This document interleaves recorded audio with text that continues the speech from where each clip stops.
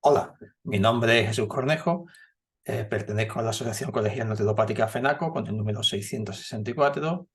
eh, Estoy aquí en España y la ponencia que voy a dar será sobre la fibra dietética como seguro para la salud.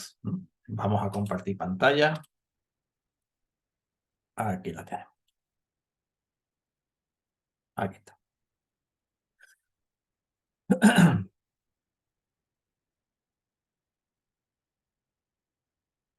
Perdón, que estoy colocando todo para que esté bien. A ver, ahora. Muy bien. Comenzamos.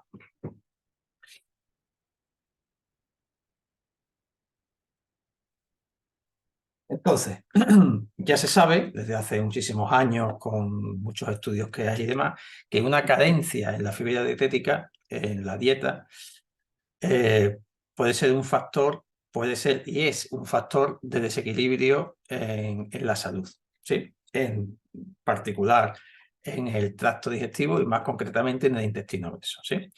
Esto pues puede dar lugar a diferentes tipos de desequilibrio, desde un estreñimiento hasta un diagnóstico médico de cáncer, ¿verdad? ¿Qué tipos de fibra tenemos a nuestra disposición? Bueno, pues la que estés viendo en pantalla, ¿no? La fibra generalmente, por no decir exclusivamente, lo vamos a obtener de los elementos de origen vegetal. Los cereales, los vegetales, las frutas, las legumbres y demás, ¿verdad? Y entonces esto va a tener una importancia fisiológica, ya que va a ayudar al equilibrio, en este caso, de todo el organismo y en particular del intestino grueso. Pero a todo esto, ¿qué es la fibra? ¿No? Porque hablamos mucho de fibra y demás, pero ¿qué es la fibra? Bueno, pues aquí tenéis una definición que sería que la fibra, pues no es ni más ni menos, a ver si la puedo señalar. Aquí estamos, aquí estamos, aquí. Pues la fibra no es ni más ni menos que la suma de la lignina y polisacáridos no almidónicos, ¿sí? Como la celulosa, la hemicelulosa, las pectinas, la goma, los mucílagos, etcétera, etcétera, etcétera. Bueno, y a todo esto os estaréis preguntando que qué es la lignina. Bueno, pues la lignina viene del término griego que significa leña, madera, ¿sí? De hecho, a las plantas que tienen mucha lignina, se les llama eh, plantas leñosas, ¿eh? Fíjense qué dato más curioso. Vamos aquí. Pasa. Clasificación de la fibra. Bueno, generalmente a la fibra, aunque más adelante veremos cómo ya no se quiere hacer esta clasificación como tal, pero a nosotros nos viene muy bien para tener una diferencia, ¿no?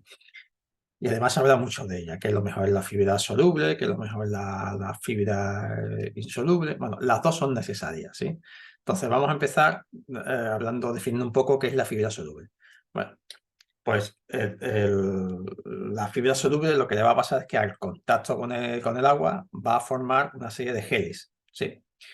Unos geles viscosos, ¿no? Unos geles viscosos, exactamente, en el tracto gastrointestinal. Y esto va a tener una serie de propiedades, ¿no? Para nosotros. Uno, va a hacer que la digestión sea más eficiente, que la absorción de alimentos sea más eficiente y genera cierto grado de saciedad, es decir, con lo cual pues se puede comer menos, ¿no? En la sociedad desarrollada en la cual vivimos y demás, pues podemos decir que tenemos un problema de base.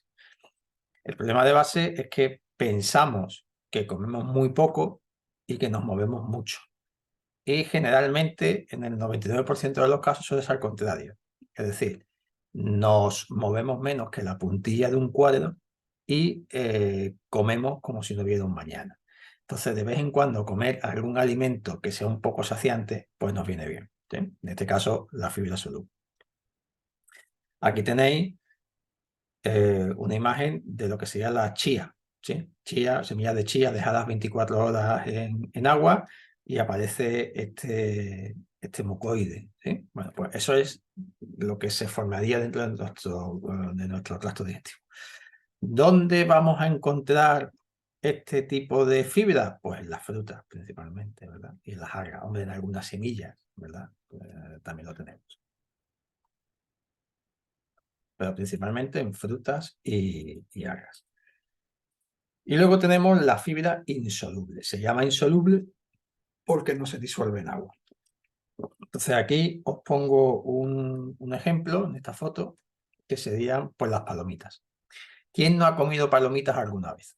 Bueno, pues las palomitas de maíz, cuando las comemos, cuando gestamos, ¿verdad?, en el baño y demás, si observamos la gestación que hemos expulsado, veremos cómo tienen mijitas, ¿no?, de la cascarita de la semilla. Bueno, pues eso sería una fibra insoluble. ¿Qué ventaja tiene esto? Pues que puede aumentar el volumen de las heces hasta 20 veces. ¿Sí? ¿Y esto qué hace? Pues mira, nos va a proteger contra el estreñimiento. ¿Sí? Esta fibra, como no se va a dispersar en el agua, ¿verdad?, sino que lo que va a hacer es, digamos, aumentar su volumen y demás, pues va a estar compuesto por celulosa, por hemicelulosa y por lignina, es decir, por sustancias que nosotros no tenemos enzimas digestivas como para poder digerirlas, ¿de acuerdo? ¿Dónde vamos a encontrar este tipo de fibra? Pues mayoritariamente en las verduras, en los cereales, las leguminosas y en las frutas, ¿sí? Aquí es importante si la fruta está pelada o no está pelada, si la fruta no la vamos a comer con semillas, sin semillas, entonces ahí puede variar un poco la cantidad, de ingesta. Luego tenéis aquí lo que sería la composición de la fibra dietética. Y fijaros, porque el 75% aproximadamente de lo que consumimos en cuanto a fibra va a ser insoluble, ¿sí? Así que solamente consumimos un 25% de fibra soluble. Bueno, esto es bueno, ¿sí? Es decir, es sano. Lo que tenemos que ver es en gramos esto cuánto es, ¿sí? Venga, vamos a seguir.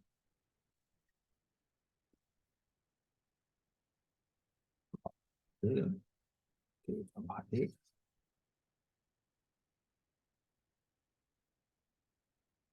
Eso. Vamos a ver ahora algunas de las fibras, ¿verdad?, que vamos a consumir. Aquí tenéis la primera, la celulosa, ¿sí?, que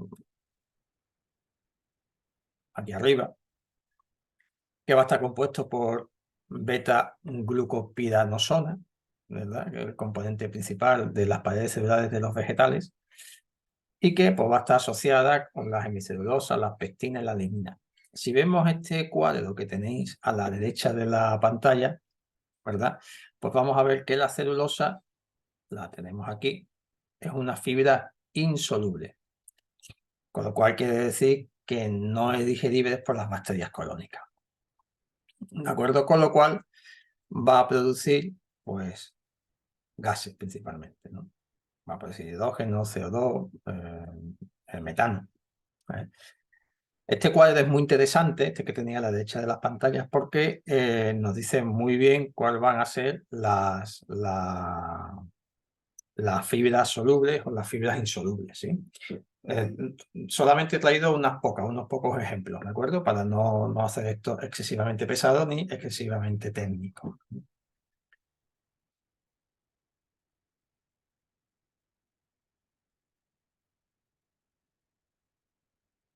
Muy bien. Luego tenemos la hemicelulosa, ¿de acuerdo? Que, fijaros qué cosa más curiosa tiene la hemicelulosa, porque la tenemos aquí con parte de soluble y parte de insoluble. Es decir, generalmente suele ser insoluble, pero en condiciones especiales se vuelve soluble, ¿sí? ¿Qué es la hemicelulosa? Pues generalmente es la sustancia, generalmente no, es la sustancia que rellena los espacios existentes entre las fibrillas de celulosa de las paredes celulares de los vegetales, ¿sí? Es un material que lo que hace es que estén más juntas.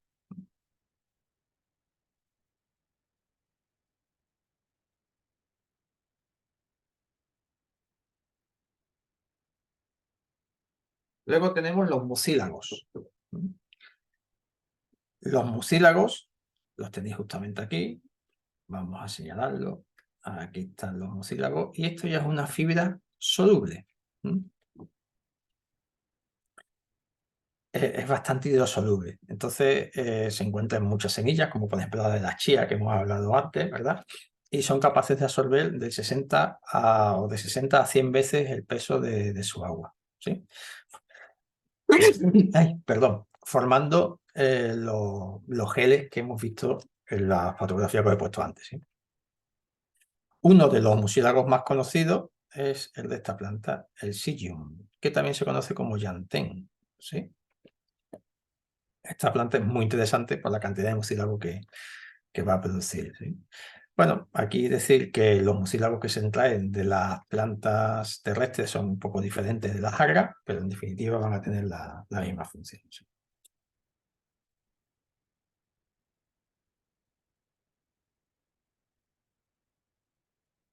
Luego tenemos la lignina, leña, para que nos entendamos, y como veis, la lignina la tenemos aquí, o sea, esto es insoluble 100%, ¿no? El componente vamos, más insoluble. Nada, leña pura, ¿de acuerdo? No lo digerimos y demás. Pero, sin embargo, es bastante interesante. Las plantas, cuando están maduras y demás, ¿no? Como pongo aquí, ¿sí? Lo que va a hacer es que cada vez aumenta su contenido en lignina y progresivamente pierden la capacidad de retener agua, ¿no? Se vuelven cada vez más duras y demás.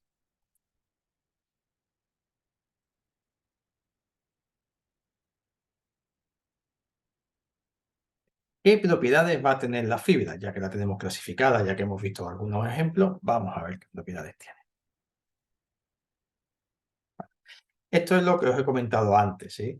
Actualmente, pues está empezando a tener tendencia a considerar que deben desaparecer lo de fibra soluble, fibra insoluble y que tenemos que hablar generalmente de fibra, ¿sí?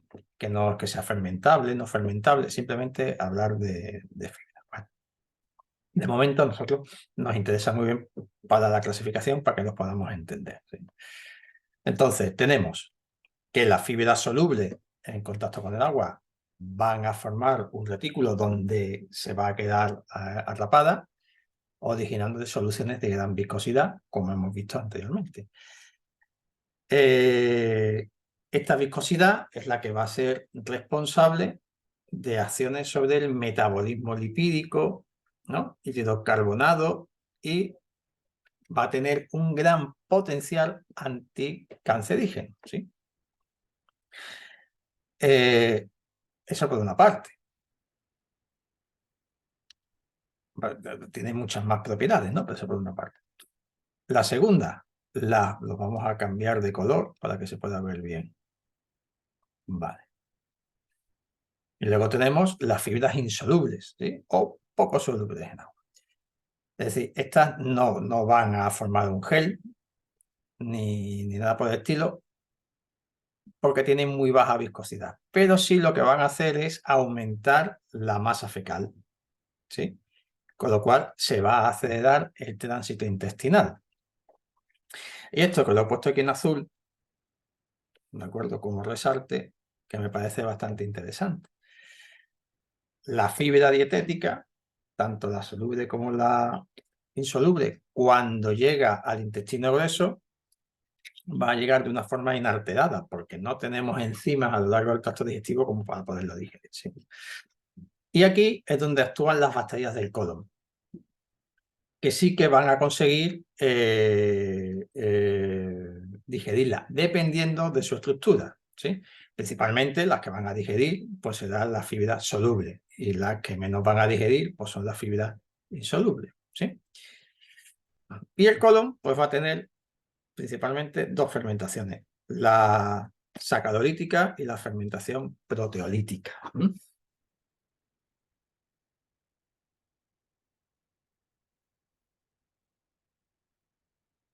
Muy bien. Entonces, ¿cuáles son los principales productos que vamos a obtener o que va a obtener nuestro intestino, en este caso nuestro colon, a partir de la fermentación de la fibra? Bueno, pues vamos a obtener ácidos grasos de cadena corta y gases, ¿sí? Que son los que hemos visto antes. Y fijaros qué curioso, porque también va a tener una parte de energía, que más adelante veremos cuántas calorías tiene la fibra, ¿sí? Bueno, pues en el metabolismo, ¿de acuerdo?, que van a realizar la bacteria, lo que se va a obtener es piruvato a partir de la glucosa, ¿sí? ¿Dónde? Pues en el ciclo de Enver-Meyerhof, que es el que tenéis aquí, ¿verdad? Que es como la glucosa, taca, taca, taca, taca, se va transformando en ácido pirúvico, que ya sabéis que después entraría en el ciclo de Krebs y que va a producir ATP y demás, ¿sí? Bueno,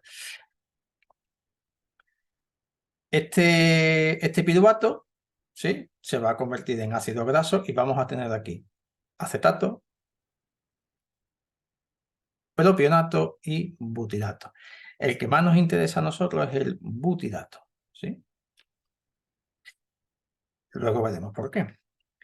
Otros ácidos grasos de cadena corta que produce el valerato, hexaonato, isobutirato y el isovalerato, ¿de acuerdo? Pero los más importantes son el acetato, el propinato y el butirato, y de ellos tres el más interesante es el butirato. No es que los otros no sean interesantes, sino que el butirato va a tener una especie de importancia para el colonocito, que es la célula que forma el colon, ¿sí? Bueno, pues fijaros, otro dato interesante: el 50% de la fibra consumida se va a degradar en el colon y el resto va a ser eliminada por las heces, ¿sí? Todos los tipos de fibra, a excepción de la lignina, que ya hemos dicho que esto es leña pura y dura, pueden ser fermentados, ¿verdad?, por las bacterias intestinales. Aunque por lo general, como he dicho antes, las solubles van a ser más fácil, por lo tanto se van a fermentar en más cantidad o en mayor cantidad que las insolubles, ¿sí? Aquí os he traído los porcentajes, por si os interesaban, ¿no? Y tenéis que la capacidad de fermentación está entre el 20 y el 80% en la celulosa, ¿verdad? En la hemicelulosa entre el 60 y el 90%, en la fibra guar, el almidón resistente y los fructooligosacáridos tienen una capacidad del 100% y el salvado de trigo un 50%, ¿sí?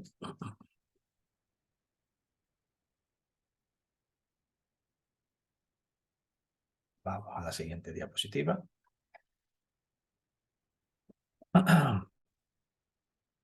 Por otra parte, yo lo pongo aquí, ¿verdad? Ahí lo tenemos. La propia fibra, los gases, los ácidos grasos de cadena corta generados durante la fermentación son capaces de estimular el número de microorganismos en el colon. Esto es muy interesante, porque esto es lo que va a producir estos microorganismos, son los que van a formar la microbiota. ¿Sí? Nuestra microbiota intestinal, que como ya sabéis, en los últimos años se le está dando una importancia mayor, o la importancia que tenía que tener desde un principio, porque se está viendo que es una fuente de salud importante, ¿verdad? Bueno, fijaros qué dato más curioso, ¿verdad? Se estima que la ingesta regular de 20 gramos de goma guar, ¿verdad?, que es un tipo de fibra muy fermentable que se utiliza mucho en la industria, lo podéis encontrar en multitud de productos, desde zumos hasta yogur, por ejemplo. Pues incrementa un 20% el peso de las heces, con la ventaja del efecto masa y anticancerígeno que esto supone, ¿sí?, por el proceso de arrastre y demás. Luego tenéis que la ingestión de fructooligosacáridos, ¿verdad?, que sería lo que se conoce como fibra funcional, puede multiplicar por 10 la representación de bifidobacterias, ¿sí?, que estas son fundamentales para la salud nuestra, ¿no? Y esto es lo que se denomina un efecto prebiótico. ¿Qué son los probióticos? Pues los probióticos no son ni más ni menos que componentes no digeribles de la dieta que resultan beneficiosos para el huésped porque producen el crecimiento selectivo y o la actividad y o de una o un número limitado de bacterias en el colon. ¿Sí? Es decir, ustedes pensar que nuestras bacterias intestinales se tienen que alimentar. Cuantos más bacterias intestinales saludables, buenas, tengamos, pues más salud vamos a tener. Luego, a partir de ahora, ya no solamente tengo que pensar en cómo me alimento, cómo me nutro, sino también de qué se alimentan las bacterias de mis intestinos, ¿sí? Y esto es fundamental, fundamental para la salud. Entonces, fijaros, aquí, ¿sí? Esto es importante. Las bifidobacterias liberan grandes cantidades de ácido láctico y esto va a disminuir el pH colónico.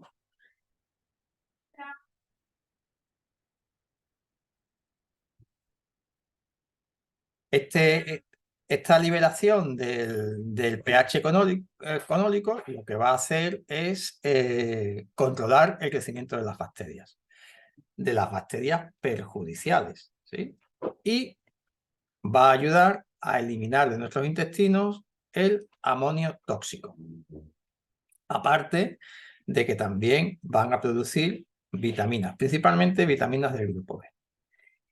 Y aparte de todo eso, pues otras bacterias, como serían la Echinacea coli, la Escherichia, el Fusobacterium, Bacteroides, Clostridium y demás, que son bacterias patógenas y que se ha visto que cuando estas colonias están muy altas producen diferentes tipos de problemas intestinales, ¿verdad? Las mantienen a raya. Las mantienen a raya, ¿sí? Con lo cual suben las colonias de los bacteroides y va a disminuir este otro tipo de colonias de bacterias que pueden ser bastante perjudiciales para nosotros. En su justa medida, o sea, en su proporción adecuada, son fantásticas, hacen una labor fundamental dentro de nuestro tracto intestinal. Pero cuando colonizan más allá de lo que deben, empiezan los diferentes problemas de salud.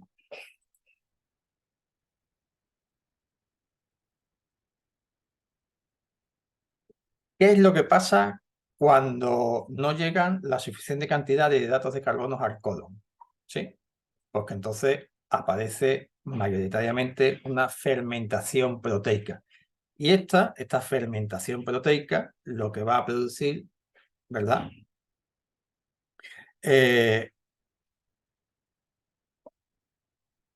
Amonio, compuestos fenólicos, etcétera, etcétera, etcétera. Que estos pueden ser tóxicos para la persona.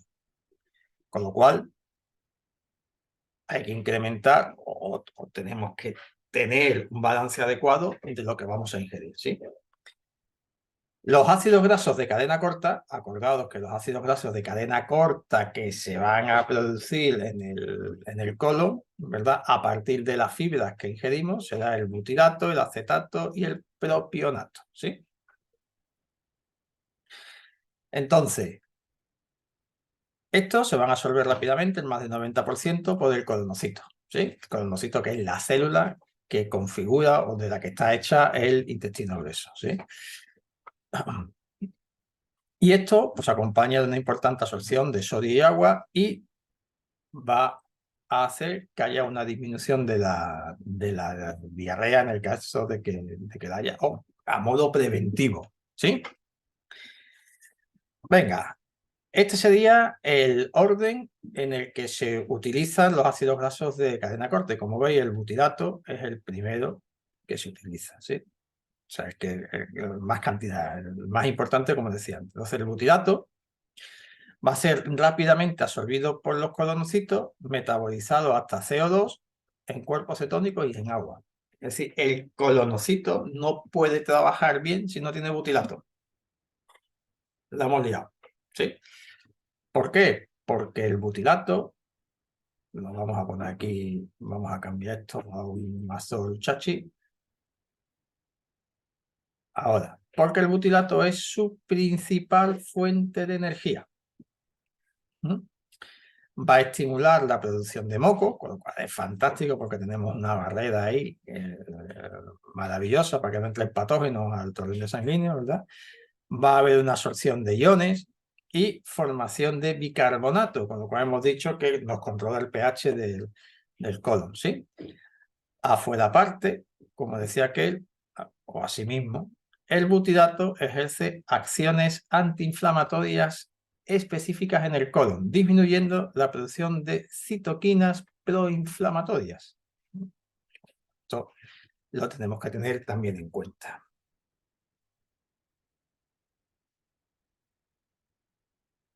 Ahí, vamos a quitar ese punto de ahí.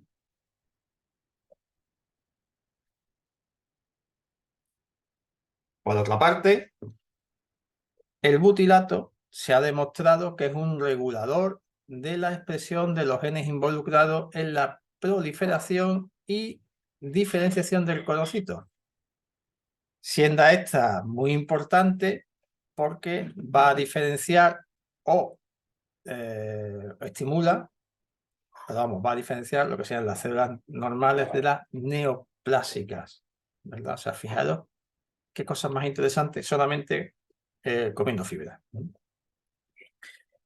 El butilato también va a inhibir la proliferación del comportamiento superficial de las cristas colónicas, ¿verdad? Que es considerado un fenómeno paraneoplásico, es decir, que puede desarrollar un diagnóstico médico de cáncer, ¿sí? Con lo cual, se puede decir que el butilato podría ejercer un papel importante en los mecanismos de defensa contra la carciogénesis en el intestino grueso, ¿sí? Luego tenemos el propionato, ¿sí? Que no va a ser metabolizado por la mucosa colónica, ya habéis visto que este es el segundo que más se utiliza, ¿verdad? Junto con el acetato y que se va a ir al hígado por el sistema portal. Vaya al hígado directamente por el sistema portal.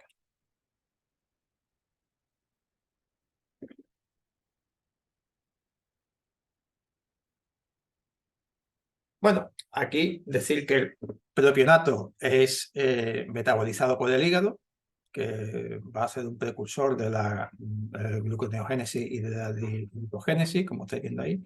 Y el acetato va a ser metabolizado, dando lugar a glutamina y cuerpo cetónico. La glutamina es el principal carburante del intestino delgado, ¿sí? Bueno, y aquí, que es lo que os decía, lo que os comentaba antes, que ya la FAO, ¿verdad?, da valor calórico a la fibra de 2 kilogramos por gramo. O sea que las bacterias colónicas son capaces de obtener energía de la fibra, principalmente de la fibra soluble y menos de la fibra insoluble, ¿sí?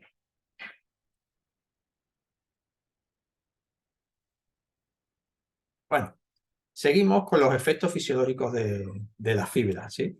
Entonces, esto es un poco repasar lo que ya he comentado. Es decir, la fibra pues, va a jugar un papel importante en todo lo que es el sistema digestivo, desde la masticación, ¿verdad? Cuando comemos algo con fibra, no es lo mismo comerse una manzana sin cáscara, sin piel, que una manzana con piel, ¿verdad? Una manzana con piel tenemos que masticar más.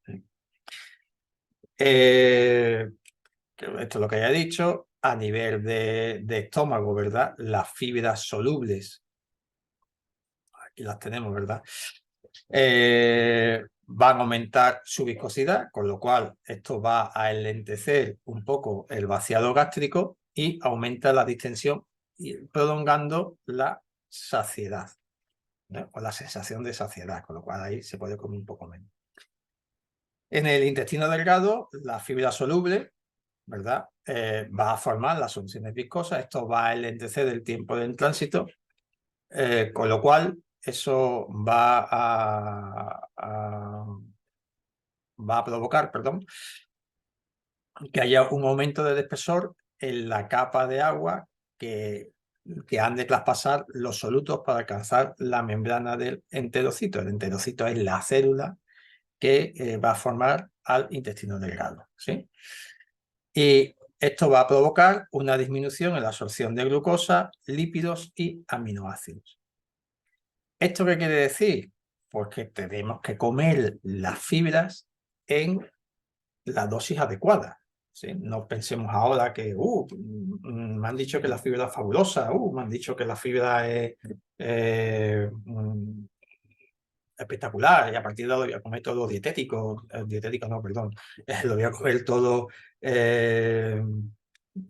integral, que no me sale la palabra, lo voy a comer todo integral, todo tiene que ser maravilloso. No, cuidado. Ya hemos dicho que la proporción generalmente de la dieta es un 75 de fibra insoluble a un 25 de fibra soluble, ¿verdad? Y el 25 es fundamental porque si aumentamos, pues, y esto lo mantenemos durante mucho tiempo, pues podemos tener una deficiencia en algunos nutrientes.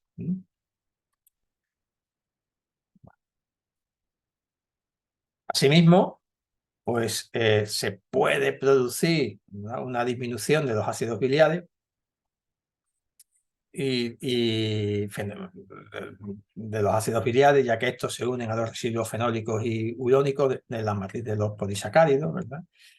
Y esto pues, nos puede alterar la formación de las micelas y, por lo tanto, la absorción de grasa. Pues, en un proceso dietético de adelgazamiento pues, puede ir más o menos bien. Pero en lo que es el día a día para una persona que quiere estar sana, no es conveniente abusar. O sea, la fibra tiene que estar consumida en su justa medida. Luego tenemos que tener en cuenta que dependiendo de dónde vayamos a obtener la fibra, pues podemos tener una disminución de determinados minerales, de la absorción de determinados minerales, ¿verdad? Como puede ser el calcio, el hierro, el cobre, el zinc. Entonces, por ejemplo, hay que tener cuidado con el abuso de las espinacas, de las habas, de las lentejas, del plátano, de la coliflor o de las espinacas, porque pueden inhibir la absorción de diferentes minerales como los que tenía ahí, ¿no? Por el calcio, el hierro, el cobre y demás. Estos minerales, ya hay estudios, ¿verdad?, que nos dicen que pueden ser liberados por el metabolismo bacteriano, ¿verdad?, del colon. Pero claro, para eso tenemos que tener una microbiota bastante potente, ¿sí? Y que, fijaros qué dato más curioso, la absorción de los minerales es más lenta en el colon que en el intestino. Se puede llegar a absorber cantidades importantes. Bueno, el detalle está aquí, en se pueden, ¿eh? Entonces, esto no es seguro para todo el mundo. Con lo cual, como no es seguro para todo el mundo, no se va a hacer, no todo el mundo puede absorber, no. Se puede llegar a absorber cantidades importantes. Pues hay que tener una microbiota muy potente. Con lo cual, cuidado con estos elementos, ¿sí? Con estos alimentos. ¿No hay que consumirlos? No, sí, hay que consumirlos. Lo que pasa es que hay que consumirlos en su justa medida. ¿Qué es lo que más ha estudiado aquí? Pues la absorción del calcio, ¿sí? Entonces, bueno, pues ha visto que las bacterias colónicas sí que lo pueden transportar y absorber, ¿no? Que se puede hidrolizar en la fibra. Vale. Y los ácidos grasos de cadena corta que han sido producidos en el colon, pues pueden facilitar la absorción de este calcio.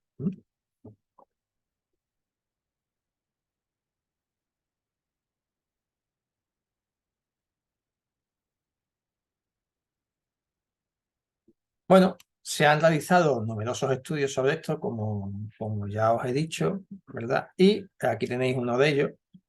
Bueno, al final de este PowerPoint tenéis toda la biografía, de donde se han sacado la documentación y demás, para que la podáis ver si queréis. Entonces, fijaos en este estudio, como en adolescentes, ¿verdad?, próximas a la menarquia, cuando han enriquecido su dieta con fructooligosacáridos, ¿verdad?, o con inulina, pues han incrementado la absorción de calcio. También se han realizado estudios en mujeres menopáusicas, enriqueciendo la dieta con lactulosa, ¿verdad?, y con galactooligosacáridos, y también se ha observado una absorción mayor de calcio. Esto sugiere, ¿verdad?, que estos compuestos pueden incrementar la captación de calcio por el hueso, o bien haber inhibido la reabsorción. O sea,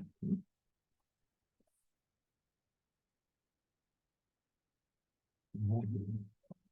Aquí, estamos aquí. Ya nos va quedando poquito. Bueno, la fermentación de la fibra, principalmente de la fibra no insoluble, pues nos puede producir gases, ¿sí? Entonces esto puede producir flatulencia, distensión abdominal, meteorismo, y esto puede llegar a provocar dolor abdominal. Se han descrito algunos casos de obstrucción intestinal y de formación de fitobezoades, ¿verdad?, con indigestión de dosis altas de fibra no fermentable, es decir, la que no se disuelve en agua. Entonces, si eres una persona que no estás acostumbrada a comer fibra o cantidad de fibra grande, pues, hombre, hay que empezar progresivamente, ¿sí? Hay que empezar muy progresivamente porque tenemos que empezar a que las bacterias de nuestro intestino vayan acostumbrándose y se vayan formando las colonias que queremos, ¿no?, que son beneficiosas para nosotros. Entonces, hay que empezar de una manera progresiva. Por ejemplo, la judía, la fave, te da muchos gases, pues hay que empezar a comerlas poco a poco. Pues 3 o 4 cucharadas y vamos incrementando progresivamente, ¿eh? No comerme un plato de medio kilo en una sentada. Y aquí os dejo la fuente alimentaria, ¿verdad?, para la obtención de fibra dietética, ¿verdad? Como veis, simplemente es el cuadro. Aquí. Esto es un ejemplo, ¿eh? Hay muchos, pero este es un ejemplo que tenía aquí. ¿De acuerdo? Entonces aquí tenéis pues la fruta y los derivados de la fruta, pues la manzana sin pelar, la manzana pelada, la gran hermina, bla.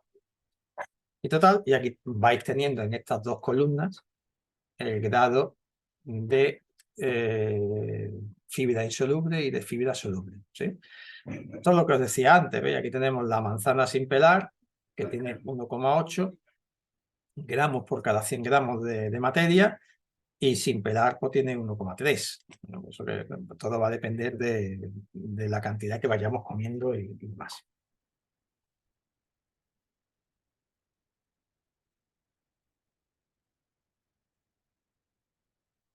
Bueno, aquí tenéis toda la biografía, ¿vale?, de la que se ha obtenido la información. Así que nada, muchas gracias. Espero que la ponencia haya sido de vuestro agrado. Y nada, para cualquier consulta y demás, pues podéis escribirme a este correo electrónico o contactar. Uy, voy a pintar en otro color que se llama chachi. Este me gusta. Ahí. A través de mi correo electrónico o a través del Facebook o a través de Instagram. Resumiendo, la fibra es importante para nuestra salud, nos puede prevenir de bastantes problemas serios, desde el estreñimiento hasta el diagnóstico médico de cáncer, ¿verdad? Hay que tener cuidado con ello. Hay que tener en cuenta qué tipo de fibra se va a comer, soluble e insoluble. En la naturaleza, pues digamos que van a estar mezcladas, pero también tenemos que tener en cuenta que el abuso de la fibra tampoco es bueno para nosotros, ¿sí? Ese sería pues más o menos el resumen. Sin más, pues muchas gracias por vuestra atención y lo dicho, espero que la ponencia pues sea de vuestro agrado y pueda aportar algo de luz. Muchas gracias.